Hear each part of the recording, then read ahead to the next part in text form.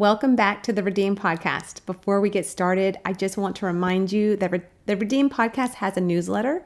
If you would like to subscribe, you can look at the show notes and I will have a link. You can also follow me on Facebook or Instagram, Lauren Burns Redeemed, where I will post scripture verses or different little clips of what might be going on in my life. But you are in for a treat as you listen to John share his story of being a father to his 17-year-old son that has disabilities and what God has done through that journey. Have you ever found yourself struggling through life's unexpected twists, wondering, this isn't what I planned or hoped for? If so, you're not alone. Life rarely goes as expected, even when we think we've mapped it all out. Psalms 107:2, let the redeemed of the Lord tell their story, those he redeemed from the hand of the foe. Welcome to the Redeem Podcast, a place of encouragement and hope. Through honest conversations and powerful interviews, we'll explore incredible stories of transformation and resilience, even in the face of the impossible. I'm Lauren Burns, your host, and I'm so glad you're here. Please welcome to the Redeem Podcast, John Fela. He is here to share his story. He is a special needs father and advocate, and his mission, his passion, is to educate parents, especially fathers, on how to empower their own children, how to love their children, how to guide their children, especially those that know what it's like to have a child with special needs. So, John, thank you so much for coming on to the show today and taking time to speak with us. Absolutely, Lauren. It's great to be here. I'm excited, John. It's so important to hear your voice, especially as a man talking about how to be a good father. We all need support and help of how do we step up and be the father that God's calling us to be. So I'd love for you to open up and share a little bit about your own child and the journey that's taken you to where you are now. Sure, absolutely. Whenever I share about myself, I always start off by saying I am the father of one son who with a disability. Chris is 17 with autism and is also nonverbal. He is currently residing at a residential facility out in Wichita, Kansas, which is just a temporary thing, but he is living there for right now. My day job is working for a global Christian ministry called Johnny and Friends that focuses on disability and individuals and families with disability. My role there actually is to work with churches on helping to bring awareness and to bring training and resources and support for the disabled in their own communities. On the side, I am an advocate, and I've been a writer and a speaker with several organizations over the last 7-8 years. I've had a specific focus on dads through support groups that I've started in person, part of bigger national dad organizations as well. I'm always available and ready to connect with another father. Because as I found, a parent of special needs and also a divorced dad and now a remarried dad, this is a hard journey. It's a very hard journey. And what I discovered early on was that I really wasn't equipped for it the way that I assumed I might be. My own father was a gruff, blue collar, went to the bar every day kind of a guy. He was home every day, but he was never really involved in my life. He was the kind who would spew advice at you, whether you wanted it or not, but he really wasn't the loving kind of put your arm around you coaching kind of a dad. I usually say my dad did the best he could. I always said to myself, I know what I'm not going to do is I'm not going to do what he did. I'll just do the opposite. And that sounds easy enough. When you have a child that, has a disability, and again, we're not just talking about maybe a slight learning disability or a speech impediment. We're talking about severe cognitive disability. My son will never be independent. As you go through those stages, as most parents do, of trying to figure out what do we do for our child, so much of the focus goes on trying to fix the child, trying to help him, support him, and do all of those things as well-meaning and intentioned as you are as parents. But what we saw then in my marriage to his mother, first of all, I began to notice that one, I really didn't know who I was supposed to be as a father, right? Because first of all, it is different raising a child with this type of disability. My wife, his mom at the time, was a great special needs mom and still is, and was really great about finding resources, therapies, doctors, and wrangling the insurance. Because she did those things very well and she had a type A personality, I just naturally stepped in.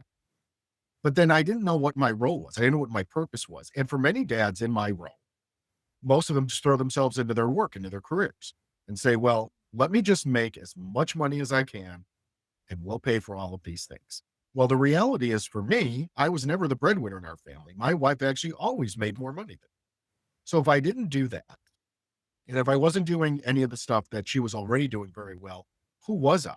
What was my role? What was my purpose in my son's life? For me, that kind of got me started on this journey of self discovery, but also to really being brought to quite literally my knees by God to really understand what it meant to totally surrender to Him and to lean into Him, because I quickly learned that this was not something that I had any control over. And at the end of the day, if I was going to be the man that I wanted to be, I needed a lot more help than I even thought I would. Hmm.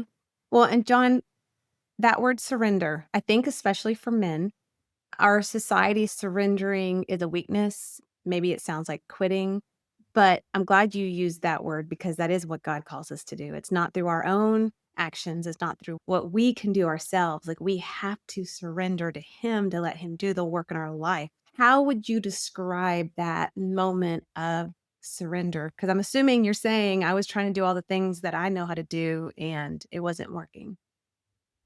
In a lot of my talks that I do at in-person conferences, things like that, I have something I call a tale of two parking lots. A tale of two parking lots, which involves two parking lots. Okay. The first part of the story actually took place back in the summer of 2012. My son was born in 2007, so he was about four-ish about that time. And we were in a season of life where basically everything stopped working. When we talk about families of disability being squeezed, that's exactly what we were experiencing. I mentioned the issues with me not being the breadwinner. I had a job loss. I was working part-time or trying to figure things out. We were struggling financially. We almost lost our home even. Our marriage was on thin ice, and we really didn't know what we were going to do for my son in terms of his therapy and all these things. We were actually not Christian yet. We were kind of seeker. We attended a church, and it was a church we were just trying out. And there was a men's group that would meet on Friday nights. And most of the guys in this group were about 20 years older than me. That was about the norm. I was definitely the youngest in my late 30s at the time. I remember I was sitting in the car because I was there early and I was going through this period of life, nothing's working. I called two of my oldest guy friends, one from high school, one from college. I both spilled my guts to them. They said, we love you. We care about you. We don't know how to help you. It was just Okay. so beyond anything. And they were both married. They didn't have kids yet. It was just, we don't know what to do for you. So I go into this meeting and I'm thinking to myself, I'm going to do the same thing with these guys. And because these guys are older and wiser, they have to have something for me, right? I go in and as we do our sharing at the beginning, I share, and basically the whole room is quiet, about maybe 12, 15 guys, whatever. And finally, after this uncomfortable silence, the group leader chimes in and says, you know what? We're really sorry to hear that. But what you need to know is that it's going to be okay. Now, here's the thing. When you're in true crisis, even though, especially as a believer, yeah, it is going to be okay. But that's not what I needed to hear in the moment. In the moment, Right. I needed someone to come and walk alongside. And I didn't have that. I didn't have that and that support. And so it really hit me like a ton of bricks. I had no community, right? I had literally no one to lean into. And even to the point during that season of life where I literally was suicidal. And obviously that didn't happen. That's how far to the end of the rope I had gotten. And it was really only because of a very short time after that, I attended a Bible study at a different church. Actually, it was a friend of my wife's church. And it was after that meeting that basically I was saved and gave my life to Christ. I definitely saw the trajectory start to go up after that. Now, that didn't mean that my life automatically did a 180 the next day, certainly. I had a greater sense of security and I had a greater sense of knowing, you know what, this is going to be okay. But I need to focus. I need to figure out exactly what I need to do in terms of being a father, a husband, and really to just lean into men, strong men, men that I know could also feed into me and take their example kind of a thing. And that is Mhm. really where I learned the value of community. And as I speak to community a lot in my presentations, it's do you have those guys who really will listen to you, really that you can lean into, but also will lean into you? And even though they weren't parents of disability, they still got. And then, of course, further down the road, being able to then connect with dads of disability and have that kind of relationship and finally get to the point where I could start to give back. And that is the redeemed part of my story is not only was I saved, but I was used as a tool, as an instrument to be able to then support other people, other families, other men. Yeah, because you had walked that path. You're like, "I know what it's like to not know what to do." You're in crisis mode. You have no one can understand what you're going through. And the Bible talks about community over and over again. It's like God wants us to find those people that will lift you up. And so you going into the group with older men, you're like, "Okay, they're wiser than me. They can help me." And that moment of surrender is, "Okay, God, I'm gonna give you my life. I'm gonna do this thing and trust you. And and I don't know what I'm doing, but I'm gonna have faith and see where you take me." Community is huge to the father that's listening that even maybe doesn't have a child with a disability, but just struggling on how do I be a good dad? Because you talked about earlier, you didn't have the greatest example of a father. I think there's a lot of us out there that knows what that's like. But to have that mentor, to have that community, to have that men's Bible study of people that can pour into you and teach you how to be a good father and how to relate to your wife and to your children. That really made a big difference for me because when I speak to community, one of the things that I talk about, especially for those parents there where I was maybe at the beginning, and I say one of the easiest places you can plug yourself into is into a good church. Now, I want to be clear about that. I just shared a story where I had one experience, one another experience, and Sure. another. But the point here is that when church is working the way it's supposed to, especially as a family of disability, one, I pray that you're going to find a church that welcomes you as a family. Not all Yeah. churches do, and that's literally why I do the job that I do. If they welcome you in as a family, and as we had the experience of where we did find a really solid church, we wound up staying there several years and they embraced us. In that, I learned from other men, whether it was through the men's groups or Bible studies, but also in being involved in the life of the church in other ways, doing service projects, doing fundraisers, walking alongside guys and seeing how they did life. It was almost like an internship for me, not just this is the way a church should work, but these are the ways that if you're aspiring to be that good dad, that good man, what does this really look like? Being able to walk alongside solid, strong men who had a great faith foundation, they lived it out. They lived that experience out. And I got the benefit of that. So when I was ready to start giving back, I was equipped with the basic tool, regardless of whether my experiences were specific to disability or not. I had great experiences with community, with building relationships, with seeing what a healthy marriage looked like. The value always has been in having community. I always say, if you don't have a community, start with one. Start with one person. You need at least one person that you can absolutely count on, depend on for those hard conversations. You might have other friends or acquaintances that maybe you can have the general casual, hey, how's it going kind of talk. But when things are serious, when it's one of those rubber meets the road talks, do you have that one person that you can have as that sounding board? And then you build on that, and maybe that becomes a group, whether it's a structured support group or it's just a few guys that you like interacting with. It can look a variety of ways. But for me, it always comes down to one of the great byproducts of fostering intentional community are the intentional one-on-one relationships you make. Because I can say that because of how much I've pushed building and surrounding myself with community, I have developed some very strong personal friendships from that. And so I definitely have more than one person when I need to have that hard conversation I can go to and feel like they can hear. Mhm. And I like, John, that you said the first church wasn't a great fit, and that's a good reminder because maybe I'm wrong. I feel like women are a little bit easier to go and jump into a Bible group or a study group or a community. I feel like men are a little bit more standoffish. And so I like that you said it may not be the first group. So don't just be like, oh, that was silly. I'm not trying it again. You have to find the right fit, just trying to find a church or whatever situation and praying about it. God, show me where to go. Put the right men or women in my life that I can be vulnerable with and that I can trust and open up with. Start with that one person. The Bible talks about over and over again, iron sharpens iron, so does one man sharpen another. We need at least that one person that you feel safe with and you build upon. Maybe it's through playing basketball or going hunting or whatever that community looks like, but then let it grow. Don't just sit in your home struggling by yourself. And it makes you a better father. It makes you a better husband because you have those mentors in your life. Yeah, find that one relationship. If anything that I've done, or for anybody out there that's supporting dad's disability, whatever, if you've helped one person, it was worth it, right? And Mm. and I think to myself, I have an in-person support group that I started. To be honest with you, I started one over 10 years ago.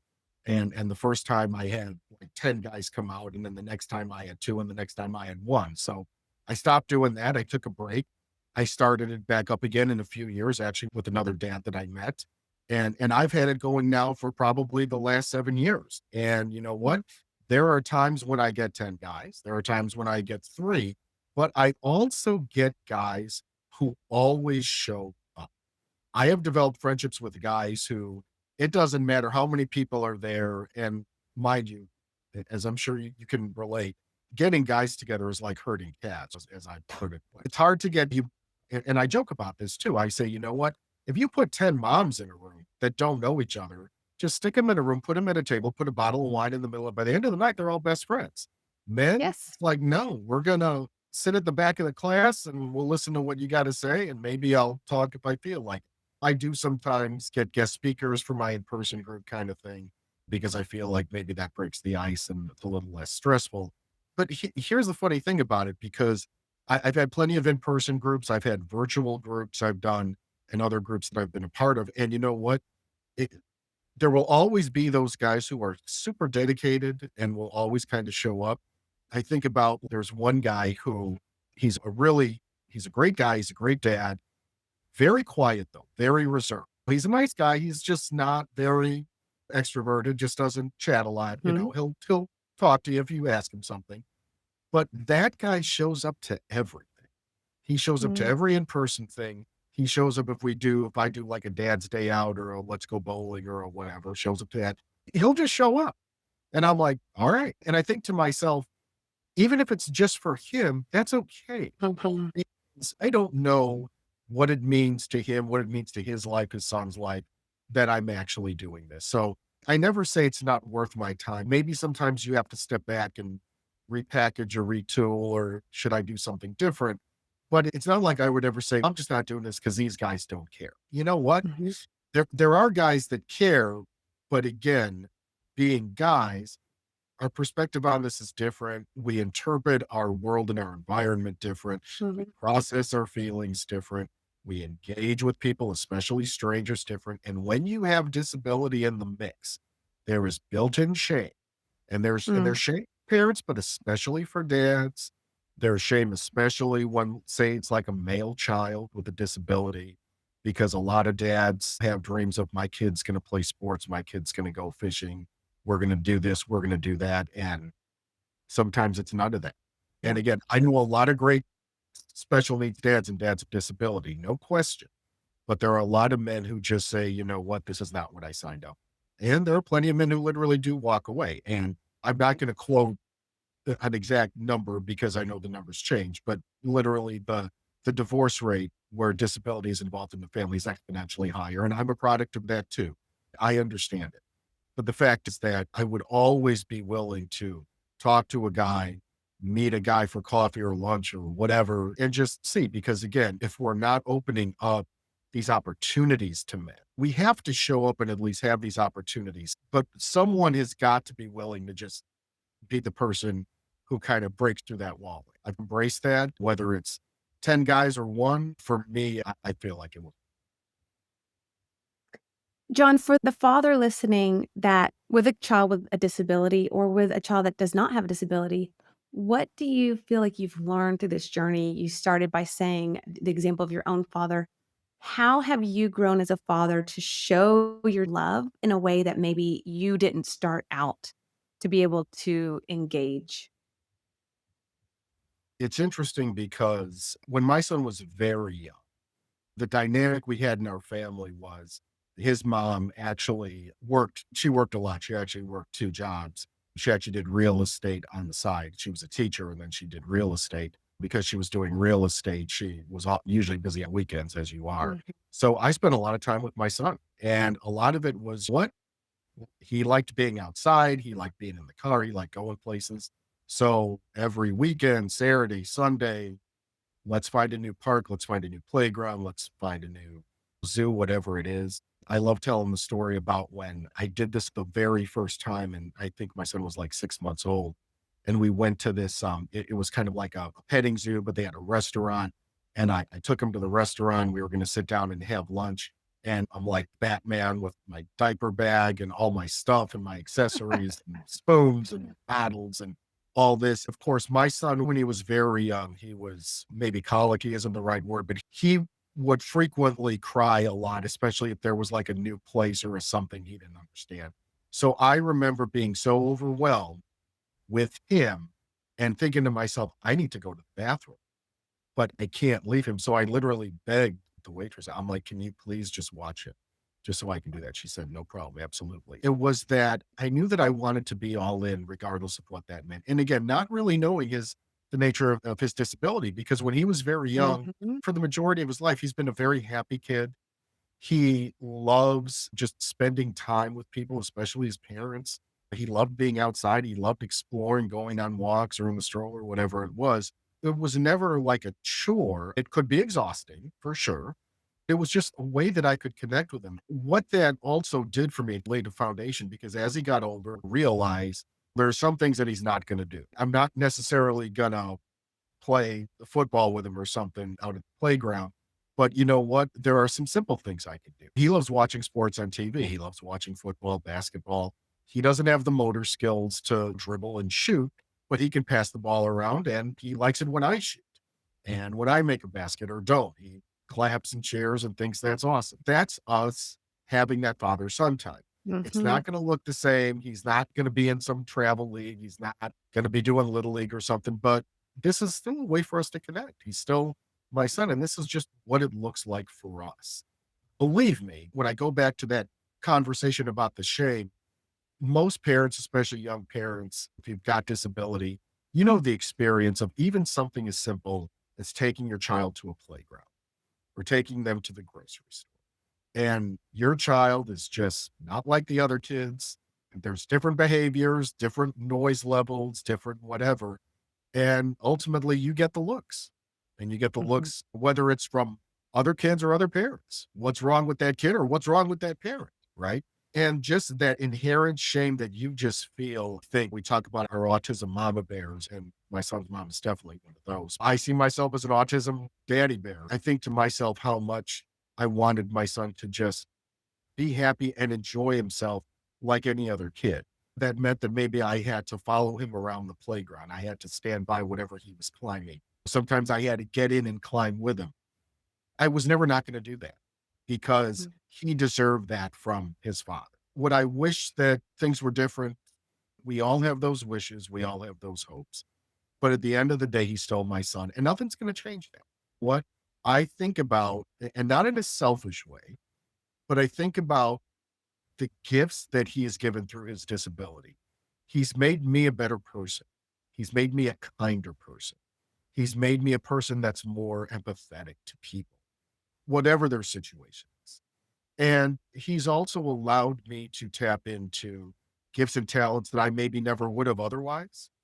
And he has Mhm. allowed me to literally connect with people all over this country and literally people from Joe, the special needs dad across the street, to people in Hollywood who are also parents of disability that I just happen, that type of thing. I only say that because this is a gift no matter what. But you have to embrace the journey, right? And Mhm. there's a lot of ugly days. There's a lot of days where you get your hands dirty. But at the end of the day, I see now why I'm his dad and he's my son. And for me, it just makes total sense. And John, I think that goes back to that surrender moment whenever you gave your life to God and you're like, "Okay, God, show me how to walk through this," because you know this better than I do. So many moms or fathers of a child with a disability could have just said, "This is too much. I'm out." And for you, You're like, no, this is my passion. This is my son. God used me. And because of that, look at the platform and look at the mission. And God is using you to be able to speak and to encourage and to motivate and say, hey, I get it. I've walked it. I'm walking it now. You're not alone. Let me show you how to do this. And I'm sure you're still learning every day too with the different things that come up because you're right. And two, that image of you when he's 6 months old, it's hard enough to have just a child, just normal 6 month old to leave the house. But that fear of how do I even leave the house with my child? Do I want to walk into the grocery store and get the stairs? Do I want to endure this? Do I want to go to the playground? And you're like, no, this is our life. This is what we're going to do. And so for the person listening, don't be stuck at home afraid because that fear can just overcome you. We also want to remember too that on the one hand, I feel as though the world is a hard place, right? But I feel that at the very least, there is more of a general awareness in our society Mhm, now, certainly more than when I was a kid. I mhm, often shudder to think what it would have been like raising my son back when I was a kid in the 80s or mhm, what. It was a different and you were really shunned if you had that level of a disability. What I would encourage people to say is, yeah, it might be uncomfortable at first, but the reality is that first of all, there are a lot more families like you than you might realize. And this is mhm. the conversation that I have with churches too when I talk to them, because a lot of them will say, this kind of thing doesn't apply to us because we don't have those folks here. And I'm like, you might, or by the way, you might have a bunch of folks in the area that might want to attend your church, but they don't know if they can. So I Right. remind them that the disability population is growing in number and it's growing older. And so people with disability are all over. Little Johnny, who used to be 5, is 30 or 40 now. So you see adults with disabilities in the workforce, which is great. And you see them in communities and volunteering and all of these things. And likewise, there is such a focus now on that in the education world, which I have experience with as well, and just in therapy and all of those things. But in Mhm, general, in society, I think it's just a more accepted, comfortable thing. Now, I that doesn't make it when I say comfortable, that doesn't mean that there is still not some uncomfortability, because certainly there are still some people that don't get it. Even though my son grew up in a relatively affluent suburb of Chicago, where most people you would think would be accepting, he still had a couple of experiences where people either gave us a weird look or made a comment or something, and you're like, how could that happen here? But it can happen anywhere. it happens. So it's just a matter of knowing that one, you're not alone, you're not weird, you're not strange. There are a lot of families who show up a lot of different ways. But at the same time, you also need to have a little bit of courage because you don't know what you're going to get. You might go to the restaurant or to the grocery or whatever, and it might be like that random day where I didn't think I'd run into this jerk, but you did. But that wouldn't stop me from going to that store with my child again, or, doing it in general or being in the community because, oh, by the way, he has every right to have that experience as well too. The more we can step out as parents and really every parent is an advocate, right? Every parent is an advocate. I think about so many special needs parents I know that they don't have a platform or they're not writing books or anything, but I would consider them an advocate because of the work they've done for their own family. And because the other thing that you see in our community is the way that so many parents are always willing to answer questions, share information, especially with social media now, so many groups and communities. And if you legitimately need help, so many people are willing to help. And so that part has Mhm. just really been amazing. I would assume that you're a little bit more humble. You're like, "Hey, come ask me a question." Instead of looking at me weird, "Come ask me a question," because you're it's like, "What do I have to lose?" And so you're a little bit more humble and willing to share and give a little bit of guidance and exhausted. Mentioned I'm a physical therapist. The parents are exhausted, so it's like while the kids are getting their therapy, that's like their 1 hour to maybe take a nap in the waiting room because you never get a chance to rest.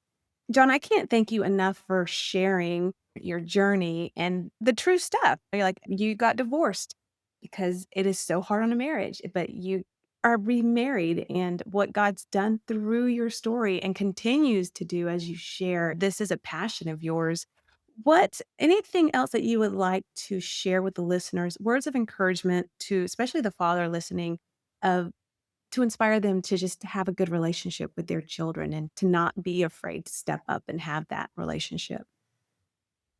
Yeah, I'd like to share on a couple of levels. First of all, speaking to that experience of having been divorced and remarried. I mentioned that story about the tale of two parking lots. So when I say two parking lots, there were two parking lots, and I need to tell you about the second one. So the second one occurred in 2019, and it was on Black Friday, the day after Thanksgiving. And maybe it was appropriate. It was on that day, out of the blue, without any warning, that my son's mom, my wife at the time, handed me divorce papers, totally unexpected.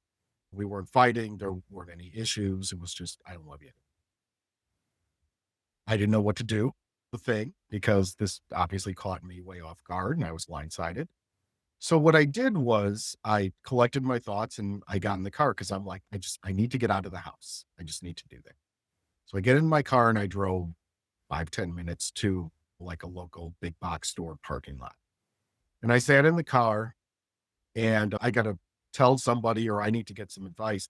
But here was the thing. Looking back 7 years before when I was in the middle of crisis and not having anybody to call, or at least the people that I did call had nothing for me. Now I had community. I had relationships. I had other special needs dads. I had attorneys with some that divorced themselves or had special needs kids themselves.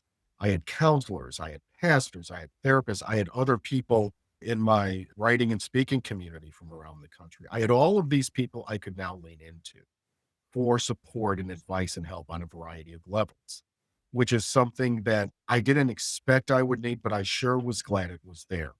And so when I speak to this idea of community, and again, especially for those dads and those parents who maybe you're together, maybe you're going through some marital strife, or maybe you are identified as a divorced parent, as a single parent, you need community so much because you need community, certainly if you're married, because you need that community to lean into on the hard days. But then if you are a product of divorce, and that is, where that leads, it's not the end of the world. Um, but if you have that community, if you have those people to, again, lean into and get the support and the resources that you need to move through it, you can not just be successful in life, but you can still be successful in parenting and successful in parenting your child with a disability. So that really is the true value in that. And of course, I'm very blessed in that I did find a wonderful new wife who's now stepmom, and she's loves disability and has a real heart for this. I was still a single parent for over 4 years. I had to be content with that and I had to wait on God. And there's actually a great story about how we met, which I'll probably save for another time. The reality is that I had to surrender and trust, but then lean into that good community that I had built. And so then the other thing that I would share for dads too is, again, don't do this alone. That is the one thing that I really emphasize. Do not do this alone. Do not do this walk alone. You're not meant to do it alone, and you don't have to. There are tons of resources out there, and there are some wonderful organizations for dads that are doing great stuff. There are wonderful things out there. One that I always plug everywhere I go because I think it's just awesome is Special Fathers Network. It is based in Chicago. It's a national organization for dads. There are a ton of resources. You can actually get connected with online support groups that meet during the week. You can get connected with a mentor. Maybe a group is not your thing, at least not yet. You could get connected with one dad, maybe in your area, or maybe they have a similar age or condition of child has a similar condition or disability, but you can be matched with someone that you can then relate to and be able to have a conversation with. And we have a great podcast list and YouTube and a virtual conference and all those things. That's one great organization I like to plug if someone reaches out to me. I'm happy to get you connected. And again, if I don't have an answer, as I always like to say, if I don't have an answer for you, I can probably put you in the direction of somebody that does. John, while we're on that topic, would you share with the listeners how they can find you? And I will put that in the show notes as well. Yeah, absolutely. If you just put my name into the Google machine, as I joke, you're going to find me. I do want to just caution the listener that my name, that's actually my real name, John Fela, but I actually have a name from my previous marriage, which is Fela Geller, because my ex-wife and I took our two last names and legally changed it. A lot of my content is still under the Fela Geller name, but now I'm switching back to just Fela. If you go online and you punch in either name, you will still find me. But if you see that, just know I'm the same. But I have a website, johnfella.com. So it's just my name.com. You can see all of my content on there, writing, speaking, podcasts, etc. I'm all over social media. You can connect with me on Facebook. I actually have a Facebook. I have a regular account, but I also have a Facebook page, John Special Needs Blog. On Facebook, John Special Needs Blog. I'm on Instagram, John_Fela_1. Again, just plug my name and you'll probably find me. I'm on LinkedIn and Twitter X as well on there too. Perfect. John, thank you so much for sharing. And I will put all of your information in the show notes so it's easy to find. I'm excited to see what you have coming. I think you have something in October 2025 coming up. Yes. We're going to be doing a disability ministry conference in October of 2025. It's going to be at Faith Church in Dyer, Indiana, in Northwest Indiana, right outside of Chicago. Midwest Disability Conference. We're going to be pushing all of the promotional stuff, the registration links, and all of that coming up here soon. Thank you so much for your time. Absolutely. It was great. Thank you. John gave us a lot of great advice. We go through things as parents thinking, I've messed up my child forever. I don't know how to connect to them. I'm angry all the time. How do I love them? How do I do this parenting thing? And John reminded us, surrender. Surrender and go to God and ask God, teach me how to be a good father. And then the second big thing that he talked about was community. It's hard to step out into community if that's something that you've never done before. It can feel awkward and shameful and embarrassment. But you can find a small group. You can find a group at a church, a gathering of men. Maybe it's men that play basketball, a sporting event, whatever it is, get connected. And if the first group doesn't fit your needs or you don't feel like you connect, always pray and then try another group. Hebrews 10:24-25 says, and let us consider how we may spur one another on towards love and good deeds, not giving up meeting together, as some are in the habit of doing, but encouraging one another, and all the more as you see the day approaching. It's easy to give up. I can't imagine how much harder it is to do those kinds of things if you are the parent of a child with disabilities. Finding time to be able to get away and to go to a church meeting or a Bible study or go play basketball might seem unheard of, just like trying to get away to have a date night. But it's so important. Don't give up. Find the time. Ask someone to help you take care of your child. Because if you are not filled up, if you are burning the oil on both ends and you're exhausted, then that's what you're going to give to your child, an exhausted, angry, tired person. We have to be filled up. I highly encourage you to put in the work, because once you establish that group, that's going to be your safety net. That's going to be the people you're going to run to. It's the people you're going to send a text message and say, hey, I'm going through something hard. Can you pray for me? And you don't even have to tell them the details of what's going on. And they will pray every time. And so I'd like to stop right now and just pray over that specific thing, that God would bring a community to you that would encourage you and a place that you would feel safe. Father God, I thank you for John and his willingness to come and share about his own story. And I ask you, Father, for the person listening right now that just seems exhausted and they hear this and think it's another task on their to-do list to find a community and to find time to be able to get to know other people. God, would you open the door? Would you put people in their path to invite them to go to a Bible study or to go to a men's group, Father, to equip them and to point them to you? And I thank you, Jesus. I thank you, Jesus, that you do care and that you do love us and that you provide all that we need. In Jesus' name, amen. Before we close today, I wanted to highlight my friend Julie Henderson. She has a blog, In Our Arms. She shares stories of hope and music through her own journey of raising her son with disabilities. Her words are healing and encouraging and sometimes hard, but I highly recommend that you check out her blog and her social media. And one last shout out, the Mermaid Café. If you live in San Antonio, you have to stop by the Mermaid Café. It is a bakery and coffee shop. Chef Leah Meyer, who has Down syndrome, she founded this beautiful cafe with her family to create a space for people with disabilities to be able to go and work and to create. So go and support this cafe. It is on 14415 Blanco Road in San Antonio, Texas, Suite 110, and enjoy some coffee and some gluten-free baked goods. Stop by, say hi to the workers, and enjoy that coffee. Before we sign off, I hope you remember that God sees you no matter what you're going through. He calls you His, chosen, and He calls you redeemed.